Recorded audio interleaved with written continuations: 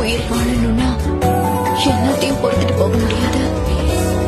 நீ மனுஷன், நான் இந்த இறக்கம் இல்லாத உலகம் நம்ம வழிய மாத்திருச்சு. ஆனா நம்ம மனசதை ஏத்துக்காதுல. இதுக்கு ஒரு வழியை நான் கண்டுபிடிக்கிறேன். எனக்காக காத்துரு. நெஞ்சு குழி யோசையில தலை சாச்சிட தோணும். உடல் கடந்து